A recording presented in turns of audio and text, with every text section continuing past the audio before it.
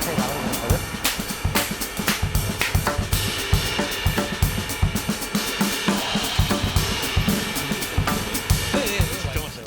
지난 대선, 지난 총선 이런 데에서는 여성이라든지 아니면 어르신이 이렇게 좀 집중이 되어 있다가 이번에 통합당에서 7대 청년 공약 이렇게 내놓으면서 좀 놀란 분들도 아마 있을 거라고 저는 생각을 해요. 일단은 제가 확실하게 말씀드릴 수 있는 거는 그러니까 공약이 여러 가지가 나왔습니다. 뭐 예를 들어서 업종별 혹은 전공별 아니 그러면 이렇게 세대별로도 나온 것 중에 청년 공약에 더 신경 쓴 건 사실입니다. 다섯 번째 공약 한번 제가 소개해 볼게요. 청년 창업 후계농을 지원해서 농업 인력을 양성하겠다. 지원 대상을 45세까지 확대를 하고요. 정착 지원금을 월 100만 원 지급하겠다. 그 청년한테 현금 주고 이런 거 통합당에서 좀 이런 거 안 좋아하는 줄 알았는데 농업인구 안 그래도 주고 있는데 청년 농업인구는 진짜 바닥을 치고 있어요.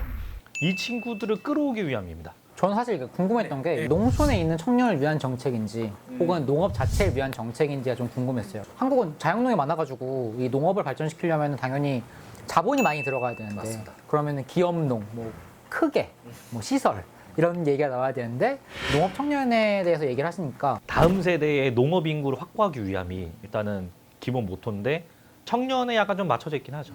근데요, 대변인님 45세가 청년인가요? 청년은 아니죠. 근데 대신에 우리가 45세까지는 보장해 줄게. 그럼 45세에 농업 시작하면 못 받나요? 100만 원? 받을 수는 있겠죠. 큰 그럼 의미가 있을까? 청년이네요. 그러니까 청년으로서 주는 게 아니라 너무 졸려난가요? 네, 졸렬합니다. 무슨 진돗개가 새 파트인 줄 알았어요. 그거 안 나 그냥. 그리고 상속세 감면 조치도 얘기도 있잖아요. 밭이나 과수원 있죠? 이걸 재산으로 쳐야 되기 때문에 엄청난 상속세가 들어가요. 농업을 이어갈 경우입니다. 상속세를 면제한다.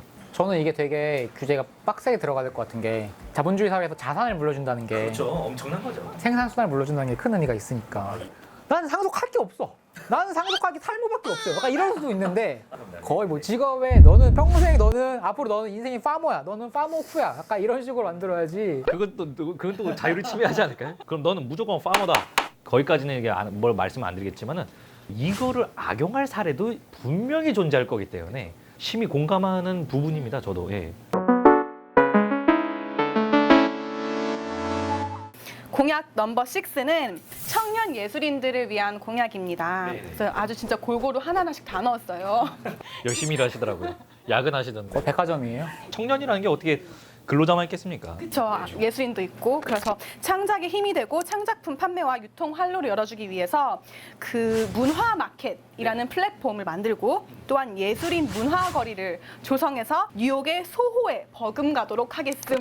우리나라가 사실은 어떻게 보면 문화 산업이 굉장히 좀 극단적으로 한쪽에만 치우쳐 있어요. 뭐 아실지 모르겠지만 코믹월드라는 행사가 있습니다. 그 무명 만화가들 있죠. 그분들이 자기가 그린 만화책 한 2,000원, 3,000원에 바로 그 현장에서 그냥 돈 주고 팔아요. 그걸로도 수입을 얻는 분들도 꽤 됩니다. 그러니까 이거를 제도권화 올려놓으면 부응할 수 있는 또 다른 계기가 되겠다. 문화예술 산업을 얘기하면은 또 청년들의 어떤 착취 이런 얘기를 빼먹을 수가 없어요. 저도 이제 연극을 좀 배울 때 표를 딱 주고 야, 너 팔아와. 이게 흔했어요. 절차를 확실하게 개선을 하고 근거를 남기든가 아니면 그 법제화해서 열정페이, 불공정 이거는 확실하게 타파해야 된다는 게 문화예술은 산업화가 안 된 분야거든요. 그렇죠. 그러니까 산업화가 안 되니까 깨끗하지도 않고 투명하지도 않고 문제가 생기고 해결하기도 어렵고 양지로 끌고 오는 게 먼저죠. 그렇죠. 최근에 문화예술이 서울에 이제 을지로에 많이 떴잖아요. 벽화 무슨 카페 하면은 그것 때문에 원래 계시던 분들이 임대료를 감당할 수 없을 만큼 임대료가 폭등을 해버린 거예요. 거리와 관련된 혹은 공간과 관련된 문화예술 진흥 정책에는 당연히 이런 임대료 이야기도 있을 줄 알았거든요. 그 임대료 인하 같은 경우는 저희는 이제 자유한국당부터 계속 지향하고 있던 거긴 해요. 근데 이게 적정선이란 게 있다 보니까 이제 정치적 쟁점인 거죠. 이게 있으니까 여기 공약에는 들어가진 않았어요. 다시 한 번만 해주세요. 뭘? 들고 있는 상태에서 노래 안 들렸어. 여러분 이게 수신료의 가치입니다. 이걸 편집하신 모든 분들 이걸 보세요. 본인의 이 본문을 읽고 초콜릿 먹다가 슬레이트도 안 치고 오늘 진행자셨지 생각해보니까. 그럼 먹튀에 먹튀. 나는 지금 2대1인 줄 알았어요. KBS 수신료의 가치 이렇게 먹튀로 증명하면 어떡합니까? 여러분 안 되는 거예요 여러분. 나 불쾌해가지고 말 못하겠네.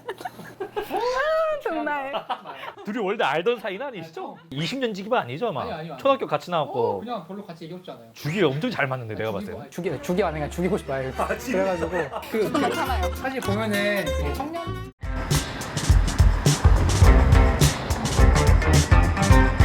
마지막 7번까지 왔어요. 이제 고지역 코앞입니다. 옆 청년 주거 문제 드디어 나왔어요. 가점제 청약을 추첨제로 바꾼다. 여기서 빌딩을 아파트를 짓습니다. 근데 아파트에 입주하고 싶은 사람이 있겠죠. 그러니까 이게 점수가 있어 그 점수에서 높은 클래스에 있을수록 들어가기가 쉽죠. 청약 통장을 예로 들 수 있고 주택 막 보유 이런 거 가지고도 하잖아요. 그렇죠. 뭐 신혼부 분지, 청약 통장이나 이런 거 그러니까 높은 가점을 유리하게 가질 수 있는 사람들이 독점하는 걸 막기 위해서 추첨제로 일단 돌린다.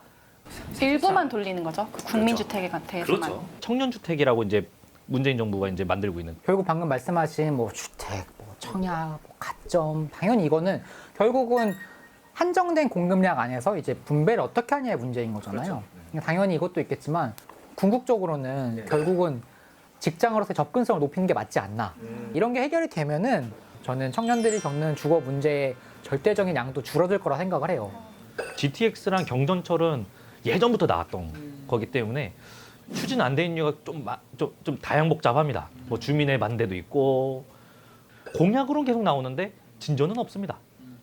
사실상 집권 여당으로서 되게 일을 오랫동안 해왔는데 보면은 그때도 이제 이런 정책을 꾸준히 추구했으면 뭔가 결과가 지금쯤 뺨 하고 나왔으면 좋았을 텐데 그게 없다는 게 약간 여기서 핵심이 뭐냐. 당시의 헤드들 황교안 대표님이 오셔야 돼요. 여기 청년 부대변인 이런 말단 주니어 불러가지고 짬처리 시키고 이러면 안 된다니까요. 짬소리는 아니에요. 짬소리 아니에요. 이런 같은 청년이잖아요. 이게 결국은 술은 뭐냐. 내가 먹었는데. 청년끼리 서로 짬처리하다 끝나는 겁니다. 네, 그래서 이렇게 공약탈탈 미래통합당의 7대 청년 공약에 대해서 얘기를 좀 나눠봤는데요. 뭐 통합당이 새로 이제 만들어지면서 2월 14일자로 제정된 정강을 제가 읽어봤거든요. 그 어디에도 청년에 대한 얘기는 없다. 청년 얘기가 정강에 한 글자도 들어가 있지 않은 이런 정당이 뭐 총선 이후에 이걸 어떻게 정책을 실제로 인양할 수 있을까? 그냥 선거를 위한 어떤 급조된 그러니까 굳이 정당 하나의 문제가 아니라 전 정당들 전체의 문제인 건데 특히 그 민주당 계열과 그 지금 통합당 계열은 그 미래통합당 계열은 사실상 독점 사업이어가지고 똥을 싸든 뭘 하든 망하든 저퀄리티의 제품을 만들어도 어쩔 수 없이 사가야 하는 사람들 때문에 돌아가는 면이 있긴 있었거든요. 정책을 사야 하는 고객 입장에서도 이게 야부리만 터는 게 아닌가라는 의문이 들긴 해요. 뭐 마무리 말씀 뭐 나누실 거 있으세요? 코로나 사태가 터졌는데 길거리 사람도 만나고 유권자도 만나야 되고 고민도 해야 되는데 가장 고생이신 것 같아가지고 일단 한번 먼저 제가 같이 주니어 사원으로서 화이팅입니다. 그리고 저 같은 경우는 이제 뭐 정책 발표하고 나서 많은 댓글들이 이제 달렸습니다. 제가 이제 이 방송 이제 보시는 분들께 말씀드릴 거는 보시고 여러분의 생각을 제가 하나하나 다 읽을 테니까 장황하게라도 좋으니까 다 한번 써주세요. 창구 역할을 할 테니까요. 마지막 대표님 마스크 사려고 약국에 줄 설 시기 아닙니다. 자꾸 그래요. 왜? 내가 말할 게 없어. 내 상사도 아닌데. 그냥 바깥에서 뭐 아저씨. 당신의 삶을 바꿀 수도 있는 토크쇼 공약탈탈 좋아요. 구독 알람 설정까지 합시다. 부탁드려요. 마지막 슬레이트 한번 찍어요. 저희 논점은 그렇습니다. 그러니까 뭐 고졸. 말 시키고 들려고 뭐. 아니 먹어 드시면 돼요. 드시면 들어도 돼요. 그냥 맞췄어. 네, 저도 보고 있을게요. 드셔도 돼요. 듣고 있어요. 그러니까 고졸